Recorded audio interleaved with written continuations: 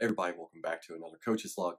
This is Coach Rob Grissom, owner of Positive Performance Coaching, and this is where I talk to my athletes and those of you who are interested in the various aspects of being coached, training information, racing information for endurance athletes. In this particular Coach's Log, I was going to talk to you guys and gals about the selection of a training plan. Now, when I coach my athletes, each and every one of them gets a custom plan. It is completely tailor-made to their needs.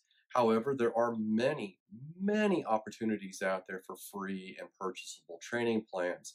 So, I think there's this concern that you get what you pay for, right? And there is some truth to that. When you're purchasing a training plan, the coach, the person who's writing it, is making assumptions. And there's just no getting around that. There is no one perfect training plan. There is no one size fits all training plan. I do believe that there are some things that I can take into account as a coach when I'm working with given athletes based on prior experience, that if I'm working with someone who's new to, let's say, multi-sport racing that has a challenge in the run or a challenge in the bike split, then I know many things that can help them improve that performance. Same thing goes for new crit racers, or maybe it's an old hand at crit racing that's just struggling to get to the last 5 minutes.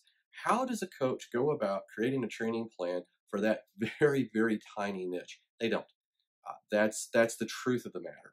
That's when hiring a professional coach comes into play. We listen and we listen a lot. Some of us probably talk more than we should when we're talking with our athletes, and need to do a better job of listening. But in most cases, what we're after is reading between the lines, listening to what the athlete has to say, what they think is the problem, and what we know may be the problem. Some of it's data driven, but most of it comes out of conversation. You might be surprised. I know that my first inkling of this was when I was being coached and I was complaining about being a lousy climber. And when my coach took a look at the numbers, he came back to me, quite honestly, just kind of leaned into me and said, "No, you're not a bad climber, but your headspace is bad and your numbers are fine. You just need to get out of your head and understand that when you're hurting, everybody's hurting, and get over it." And he wasn't wrong. There were some other instances given to me, but I think what it boils back down to this is that when you're trying to select a training plan, take a look at the description of that plan, understand how well the plan itself was written, and understand if you think that it applies to you. So let's say, for instance, you are a triathlete, a duathlete, aquabike, you're a multi-sport athlete, and you see a lot of workouts in a given plan that have a very strong focus on anaerobic power, or maybe even power much higher than you're accustomed to, sprinting, that sort of thing. Is that going to be the right fit for you? Probably not. There is definitely a value of having high intensity interval training for that sort of an athlete, but that plan is probably not for you. Criterium specialist, the polar opposite. If you find a lot of long, steady state intervals, are they going to be helpful? Probably earlier in the season than actually during the race season. Race specificity plays a very important role. So the thing that I would add to this is that if you're having a hard time understanding what some of these things are, what they mean, you're going to have to get educated on things like training zones, testing, and also understanding your training factors, those things that will help you improve your odds or your outcomes and your performance.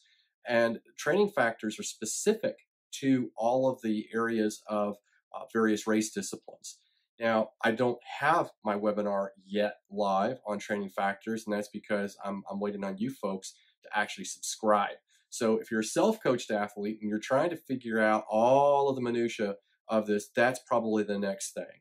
Once you've learned how to test for your FTP, once you've learned how to apply those training zones, from your FTP test or your lactate threshold heart rate test, what have you, field tests, and you're using that information to build up your training zones, now you need to understand how to apply that training zone information into your training.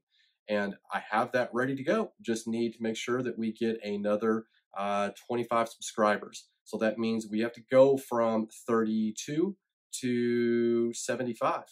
And in between, I've got a number of other DIY videos that are coming out. That'll be a whole new area.